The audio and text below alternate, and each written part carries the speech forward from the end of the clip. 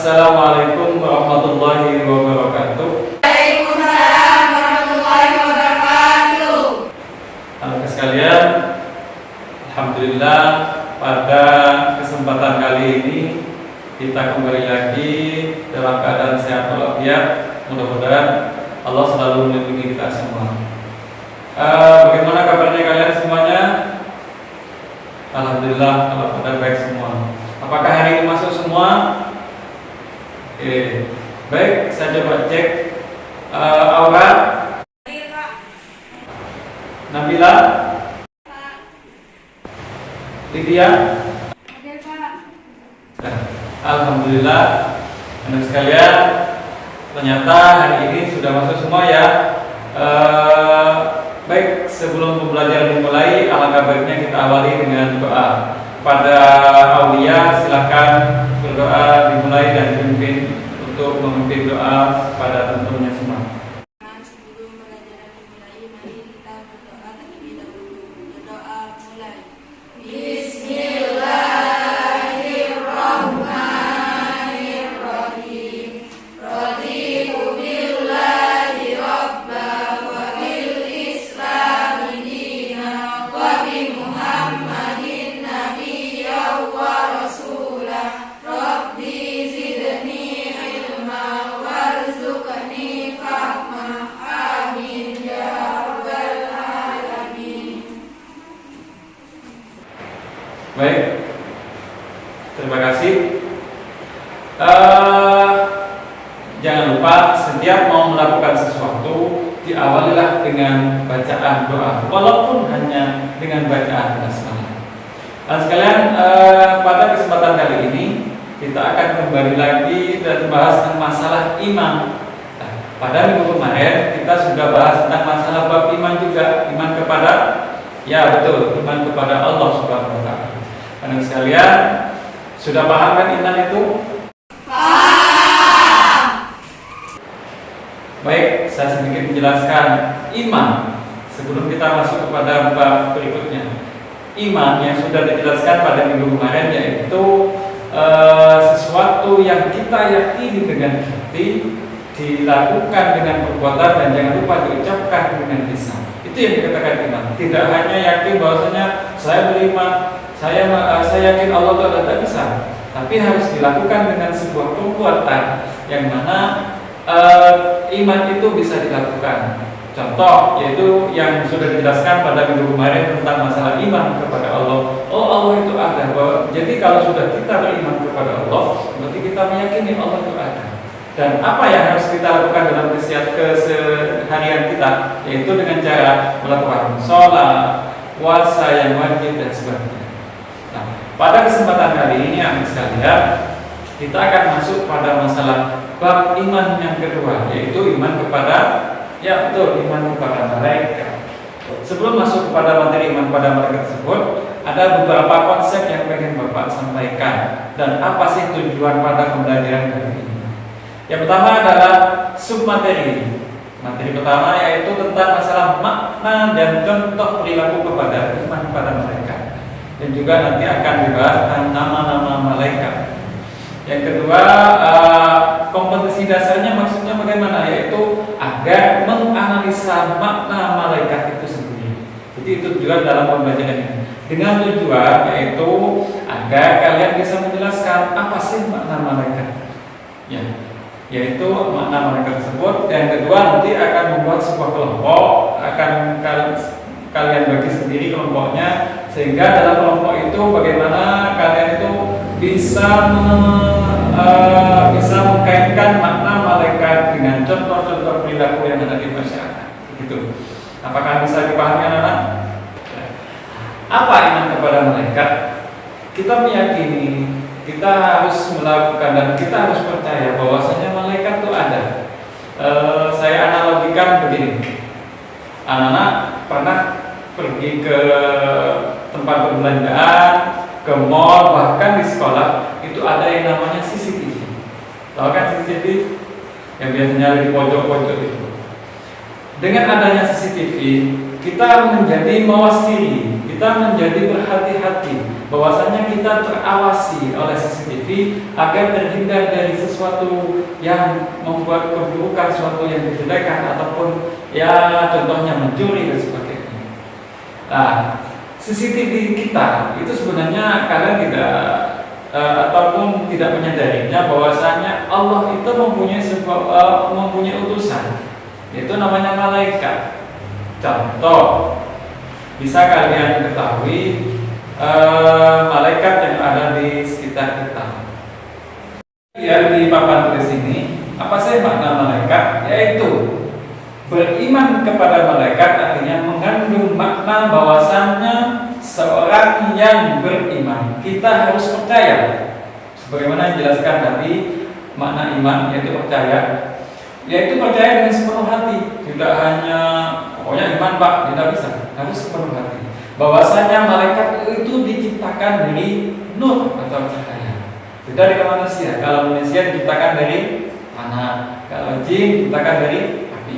Nah, malaikat itu diciptakan dari cahaya atau nur yang diberi tugas oleh Allah sebagaimana tugasnya masing-masing. Nanti di belakang akan disebutkan malaikat itu tugasnya apa. Dan juga senantiasa malaikat itu melaksanakan tugasnya sesuai dengan perintah yang diperintahkan oleh Allah kepada masing-masing malaikat. Sekalian perlu diketahui adalah ciri-ciri orang beriman kepada malaikat. Ya, ini harus kalian. 1. Memiliki keyakinan yang kuat dalam hatinya bahwasannya di alam semesta ini adalah terdapat malaikat. Bisa dipahami ya. Ingat, di setiap alam semesta ini terdapat malaikat dan punya tugas masing-masing. Yang kedua, keyakinan tersebut diucapkan melalui lisan, tidak hanya di hati saya iman, tidak, tapi di lisan. Oh iya, malaikat itu ada. Oh iya, dengan begini kita sadar bahwasanya malaikat itu betul-betul ada sekitar kita. Nomor 3, wujud konkret dari iman tersebut yaitu adalah dibuktikan seorang muslim dalam perbuatan sehari-hari. Contoh, samanya tadi yang saya analogikan, ada CCTV di sebuah mall. Oh iya, ternyata ada CCTV di sini. Berarti saya harus hati-hati. Begitu juga dengan analogi kita, bahwasanya kita ada malaikat. Setiap kita mau melakukan sesuatu itu selalu diawasi oleh para malaikat, sehingga maksudnya adalah kita lebih berhati-hati. Oh, ini adalah perbuatan yang jelek. Jadi kita bisa terkontrol dengan adanya kita beriman kepada malaikat. Untuk mengetahui bahwasannya malaikat itu betul-betul ada, yaitu sesuai dengan dalil Allah yang ada di dalam Al-Quran, yaitu surat At-Tahrim ayat 6. Bisa kalian lihat di sini ya. A'udzubillahi minasyaitonirrajim. Bismillahirrahmanirrahim. Ya ayyuhalladzina amanu qu anfusikum wa ahlikum nara waquduhan nas wal hijarah 'alaiha malaikatun ghiladun syidadun la ya'sunallaha ma amarahum wa yaf'aluna ma yu'marun. Yang artinya di sini, wahai orang-orang yang beriman, peliharalah dirimu dan keluargamu dari api neraka yang mana bahan bakarnya adalah manusia dan batu, di mana penjaganya adalah para malaikat-malaikat yang kasar dan keras yang tidak durhaka kepada Allah terhadap apa yang Dia perintahkan kepada mereka dan selalu mengerjakan apa yang diperintahkan oleh Allah. Karena sekalian, maksud dari ayat ini bisa dipahami bahwasanya malaikat itu betul-betul ada. Yaitu di ayat ini dijelaskan bahwasanya ketika di neraka, makanya anak saya lindungilah keluarga kita semuanya dari neraka.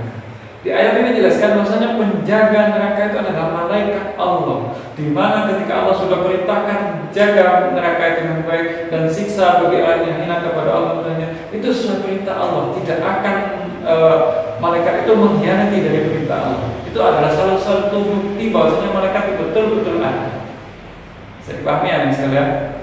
Baiklah sekalian, Bapak akan menjabarkan nama-nama malaikat yang ada di papan tulis ini. Bisa dilihat ya. Oke. Nama-nama malaikat ini adalah yang wajib kalian ketahui beserta tugasnya. Pertama adalah malaikat Jibril. Apa sih tugas malaikat Jibril? Yaitu menyampaikan wahyu. Yang kedua yaitu malaikat Mikail, itu memberi rezeki. Yang ketiga adalah malaikat Israfil, meniup sangkakala yang mana nanti akan dilaksanakan perintahnya ketika menjelang kiamat. Yang berikutnya adalah malaikat Israfil, yaitu malaikat yang selalu mencabut nyawa. Dan yang kelima yaitu Munkar dan Nakir, yang biasa dikenal adalah penjaga kuburan yang akan menanya amal-amal manusia di situ nanti dan perbuatannya dan sebagainya. Yang berikutnya adalah Raqib dan Atid, di mana Raqib adalah mencatat amal baik dan Atid adalah mencatat amal jelek. Adalah malaikat Malik, sebagaimana yang dijelaskan tadi di awal pada dalil Al-Quran, yaitu penjaga neraka, di mana isinya neraka itu manusia dan batu. Nah, malaikat Malik inilah yang ditugaskan oleh Allah untuk menjaganya. Yang terakhir yaitu Ridwan, malaikat penjaga surga. Nah, harapan kita nanti sekalian, memang malaikat inilah yang akan menjaga kita nanti di surga. Amin ya rabbal alamin. Apa nama malaikat barusan? Itu adalah kalian harus mengetahui sifat-sifat mereka. Siapa mereka? Yaitu malaikat-malaikat tersebut. Pertama adalah mereka itu selalu taat kepada Allah Subhanahu wa taala dan tidak pernah ingkar kepada perintah-perintahnya, apalagi menentangnya. Beda dengan kita, kadang ketika kita disuruh sholat itu kita tidak melaksanakan. Kalau malaikat ketika sudah disuruh untuk melakukan ini, pasti mereka menjalankan dan menaatinya. Yang berikutnya adalah tidak berjenis kelamin. Jadi malaikat itu tidak jenis kelaminnya. Beda dengan kita, ada yang cowok, ada yang cewek, begitu juga makhluk lainnya. Berikutnya adalah tidak mempunyai nafsu. Berarti malaikat itu tidak makan, tidak minum, dan tidak tidur. Beda dengan manusia yang sedikit-sedikit pengen makan, sedikit-sedikit pengen tidur, sebagainya. Itulah perbedaan malaikat dan manusia. Yang berikutnya adalah mereka selalu bertasbih, beribadah kepada Allah. Selanjutnya adalah malaikat tidak beranak, tidak mempunyai ayah, tidak beribu, karena malaikat itu tidak menikah. Kalau manusia menikah baru punya anak, gitu ya. Karena manusia adalah diciptakan untuk berpasang-pasangan dan sehingga nanti dengan berpasang-pasangan akan mempunyai keturunan. Oke, sekalian, apakah dari ini sudah paham semua? Alhamdulillahirobbilalamin. Sekalian, dari sifat-sifat tadi perlu kalian diketahui bagaimana sih contoh perilaku kita sebagai manusia itu bahwasanya kita beriman kepada mereka. Bisa dilihat di sini ya, yaitu satu, selalu memohon kepada Allah agar kita masuk surga dan mendapat ridho-ridhonya. Jadi ketika kita berdoa, ya Allah, mudah-mudahan kita diampuni dosa-dosa, itu insya Allah ada malaikat yang akan mendengarkannya sehingga mencatatnya. Yang kedua adalah berempati kepada teman yang membutuhkan dengan cara melakukan amal ibadah yang baik, sedekah dan sebagainya. Pasti dicatat oleh wakilnya Allah, siapa? Malaikat tadi. Berikutnya adalah menjadi teladan yang di lingkungan sekitar kita. Jadi menjadi pribadi yang rendah hati, tawadhu, selalu menyenangkan. Jadi itu adalah sebuah contoh perilaku kita beriman kepada malaikat, karena kita selalu diawasi. Berikutnya adalah selalu berusaha memperbaiki diri untuk menjadi lebih baik. Karena ketika kita berlomba-lomba dalam kebaikan, insya Allah akan dicatat oleh malaikat Allah. Yang berikutnya adalah bekerja keras dan ikhlas dalam melaksanakan tugas. Ingat, kalau sudah kita ikhlas melaksanakan tugas dan bekerja keras dengan ikhlas sebagainya, pasti dicatat oleh Allah dan oleh malaikat Allah. Berikutnya yaitu bekerja keras dan ikhlas dalam melaksanakan tugas.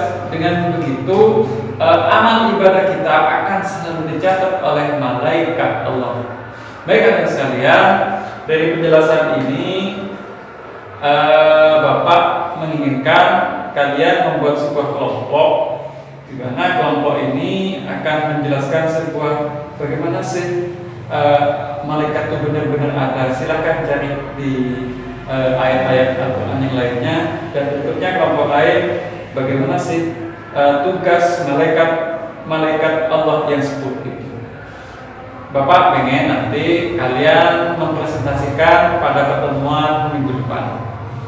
Jadi yang kedua, jangan lupa di bawah ini Bapak sertakan sebuah tugas yaitu LKPD, lembar kerja peserta didik. Silahkan sampai di rumah, ini adalah tugas pribadi, silahkan kalian isi dengan baik, dan mana link itu akan masuk kepada Bapak, nanti akan Bapak cek. Baik, sekalian, dari sini sudah bisa dijelaskan, dari sini sudah bisa diambilkan kesimpulan bahwasannya kita sebagai umat Islam wajib iman kepada malaikat, karena malaikat itu betul-betul ada di sekitar kita. Untuk itu selalulah melakukan ibadah, selalulah melakukan perbuatan yang baik, karena semuanya akan dicatat oleh malaikat-malaikat Allah. Demikian pertemuan pada kali ini, mudah-mudahan bermanfaat bagi kita semua. Ihdinas shiratal mustaqim. Assalamualaikum warahmatullahi wabarakatuh.